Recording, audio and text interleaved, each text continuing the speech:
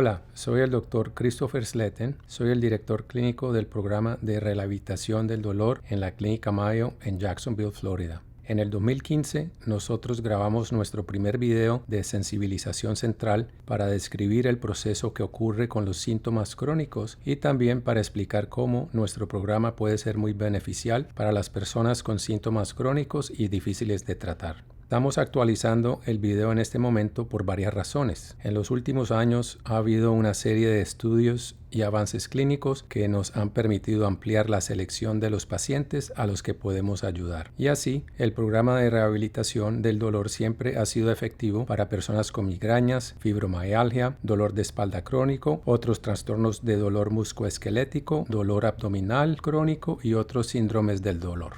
Durante estos años hemos demostrado ser muy efectivos y ofrecer beneficios a lo largo plazo para las personas que tienen estos problemas. Hoy quiero presentar el concepto de que también podemos ayudar a las personas que no tienen dolor, que tienen una amplia variedad de síntomas crónicos, incluidos los pacientes que tienen Ehlers-Danlos Syndrome, síndrome de taquicardia ortostática postural, trastornos neurológicos funcionales, incluso los pacientes post-COVID se benefician de este programa.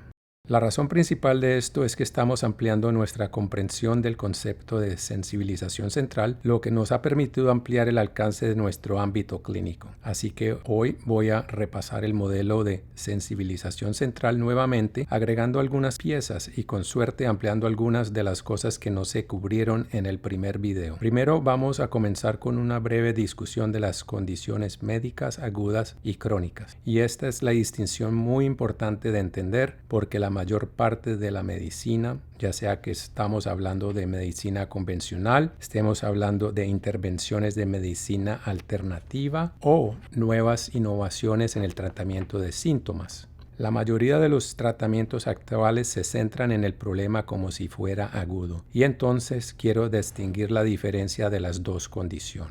Un problema médico agudo, por definición, está limitado en el tiempo. La causa generalmente se conoce, el inicio se conoce, los tratamientos funcionan y el daño tisular y los síntomas coinciden. Por ejemplo, un tobillo roto. Alguien se tropieza en la acera, se tuerce el tobillo, oyen crujir, van a urgencias y la radiografía muestra una fractura. La fractura es donde está el dolor. El tratamiento es con yeso y medicinas para el dolor.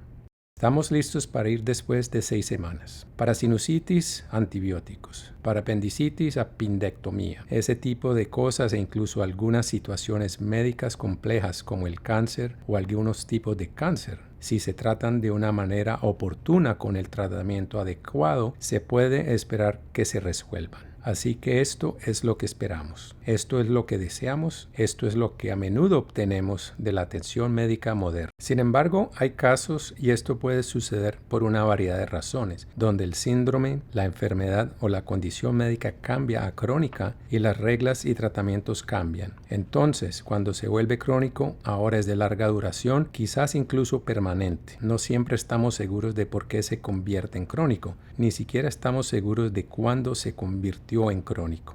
Los tratamientos se vuelven positivos y negativos y el daño tisular y los síntomas ya no coinciden tan bien. Esta podría ser la persona con el tobillo roto que 3 años después de romperse el tobillo aún le duele. Y el problema con este escenario es históricamente las personas con este problema crónico a menudo son puestas en duda.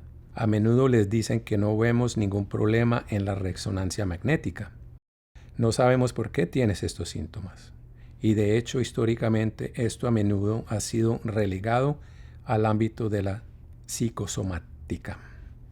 Tal vez estés deprimido, quizás se trate de algún asunto que no has resuelto en tu vida y nada más lejos de la realidad. Aquellos de ustedes que miran que tienen síntomas crónicos saben que es real. Sabes que no estás imaginando esto. Y quiero enfatizar esto varias veces hoy, que este no es el problema principalmente psicológico. Sin embargo, cuando esto sucede y aún aplicamos una metodología aguda, solo genera más problemas. Así que voy en los próximos minutos dilucidar el patrón de esto y también algunas soluciones. Así que voy a hacer un diseño aproximado, muy aproximado del sistema nervioso. Esta es la médula espinal en el cerebro, o se supone que es. El sistema nervioso humano se puede dividir generalmente en dos partes, central y periférica. El sistema nervioso central es el cerebro y la médula espinal. El periférico es generalmente motor sensorial en el sistema nervioso autónomo. Nos vamos a centrar inicialmente en las vías sensoriales. Las vías sensoriales comienzan en el cuerpo. Tenemos sensores en cada centímetro cuadrado de nuestro cuerpo, excepto el cabello y las uñas. Este es también un concepto importante a tener en cuenta porque los síntomas agudos y los crónicos pueden surgir de casi todos los sistemas de nuestro cuerpo. Entonces puedes ver que esto sucede en cualquier parte del cuerpo. Entonces el procesamiento es sensorial. Comenzamos con una explicación elemental muy básica. Básicamente se supone que el procesamiento sensorial funciona como un interruptor de luz. Estímulo, sensación presente. Estímulo ausente, sensación desaparecida. Así es como la mayoría de nosotros experimentamos nuestro mundo sensorial. Si tomo un sorbo de café, pruebo café cuando está en mi lengua. Me lo trago, el sabor desaparece. Pero por una variedad de razones, estas vías sensoriales pueden aumentar o regularse con el tiempo. Y para una mejor comprensión, quiero que pienses de la manera más amplia posible. Esto puede comenzar con una lesión. Esto puede comenzar con una enfermedad progresiva. Esto puede comenzar en algún momento aparentemente de la nada. Pero siempre comienza en el cuerpo con un cambio en la forma en que los sensores perciben y reaccionan a los estímulos.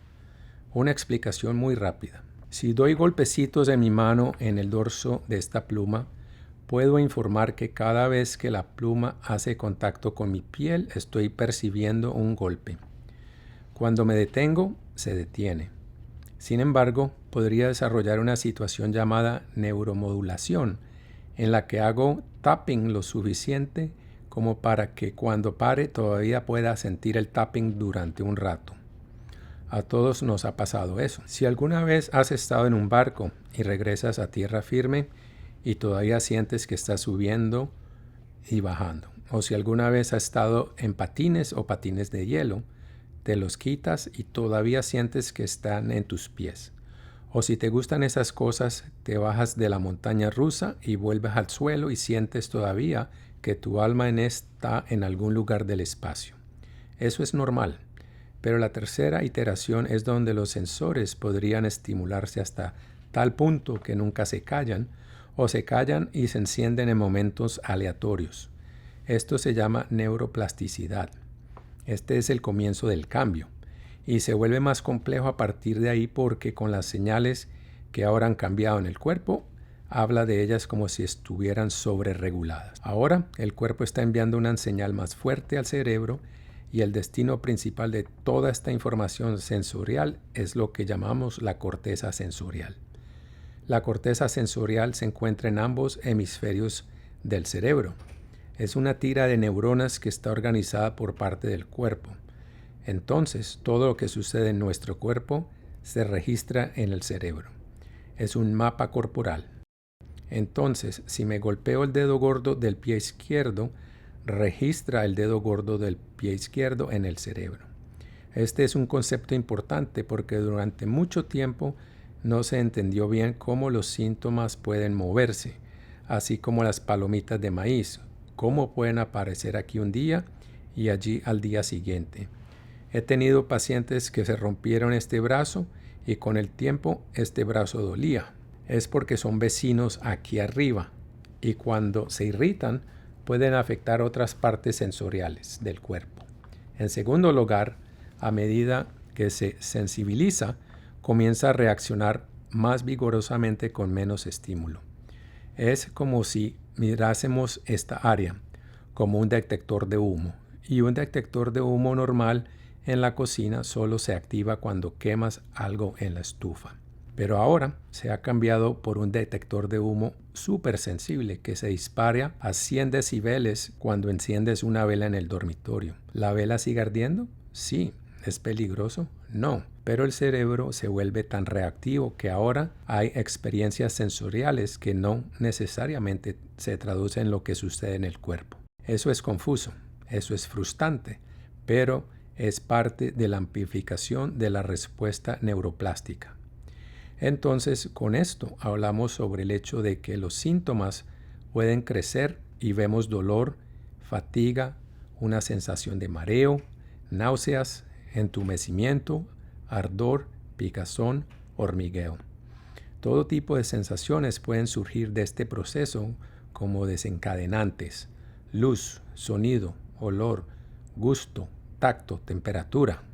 De repente nos encontramos en una situación en la que los síntomas parecen empeorar, más cosas desencadenan los síntomas. Y ahí es donde el problema se vuelve cada vez más preocupante y cada vez más confuso. Pero antes de continuar, quiero resaltar una segunda parte del cerebro que podría verse afectada. Es un mapa vecino, un mapa paralelo. Se llama corteza motora. También está organizada por partes del cuerpo. Entonces, lo que se supone que debe suceder es que debemos tener las sensaciones delicadas del flujo sensorial motor, dirigir nuestra actividad motora o de movimiento para que podamos navegar en nuestro entorno.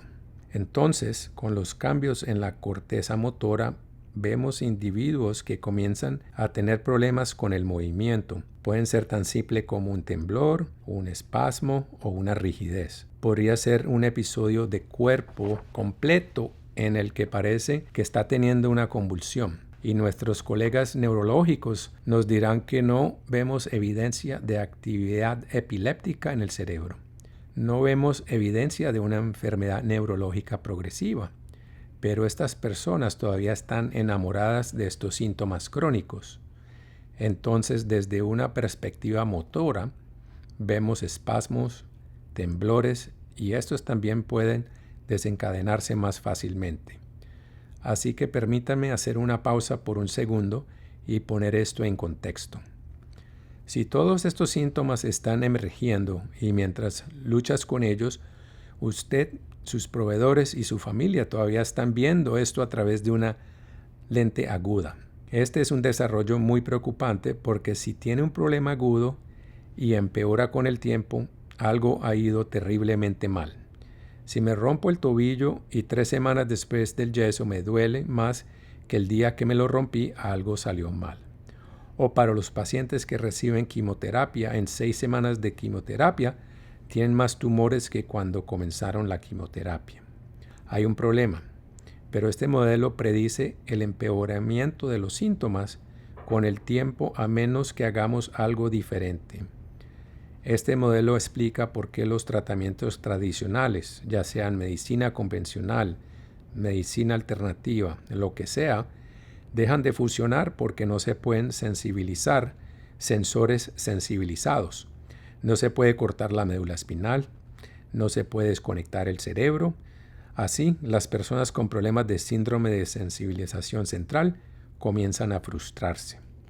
Los tiros no funcionan, la acupuntura deja de ser efectiva, los masajes, las tinturas, las dietas, los suplementos, los analgésicos, todo está condenado al fracaso. Y es por eso que quiero que seas muy cauteloso con lo que esté ahí afuera y lo que se promete. Ahora mismo, el Internet está lleno de falsas promesas, está lleno de pseudociencia, está lleno de gente que dice, si lo tomas este suplemento, si haces esta dieta, si lo frotas esta loción, estarás bien. Es imposible. Esto no se puede detener con ningún tratamiento físico somático. Por último, antes de continuar, tampoco hay psicología aquí. Esto no es principalmente un trastorno psicológico. ¿Puede la psicología empeorarlo? Por supuesto, empeora todas nuestras cosas físicas, pero esto no partió de una causa psicológica. Esto no es un trastorno de somatización. Esto no es un trastorno de conversión.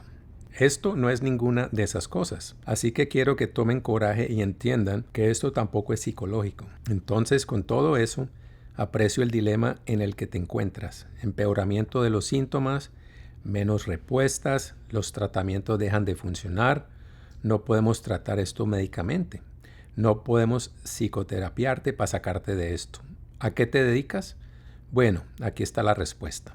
Necesitamos abordar las cosas de manera diferente, porque si este camino es generalmente inmutable, entonces tenemos que encontrar una dirección diferente.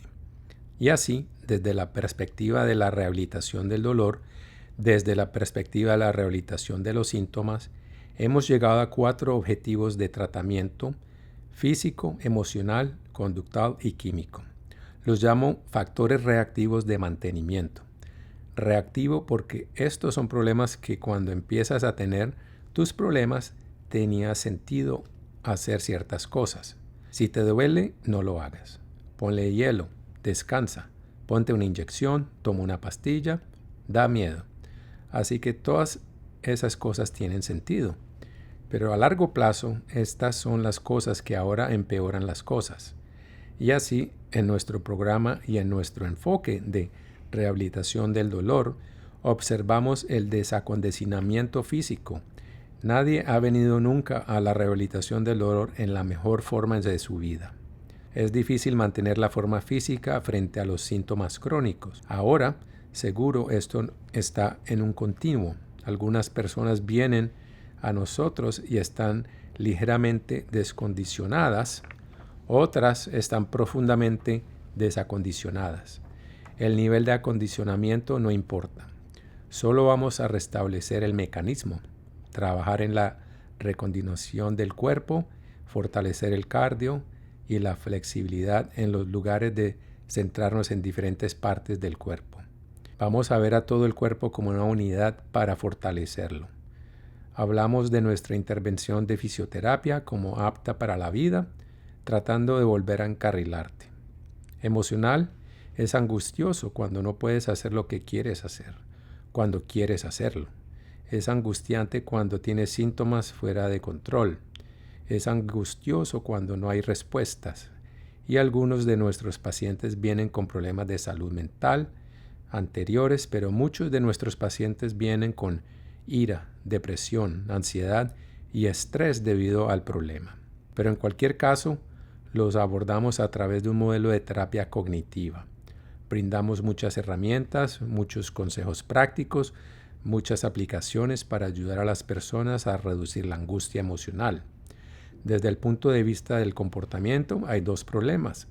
Los comportamientos de dolor, que son cualquier cosa que una persona dice, hace o piense para recordarse a sí misma o a los demás que tiene síntomas. Así que trabajamos para reducirlos porque esos alimentan esto. También trabajamos en la moderación, porque empujar y chocar provoca esto. Muchos de los que vieron este video han sido personas ocupadas y activas. Eres tipo A. Quieres estar en el juego y cada vez que te sientes mejor pensabas, tengo cosas que hacer, y te levantaste o hiciste cosas y te excediste. Empujaste todo y te estrellaste. Empujar y chocar alimenta el problema. Cada empujón suscita síntomas.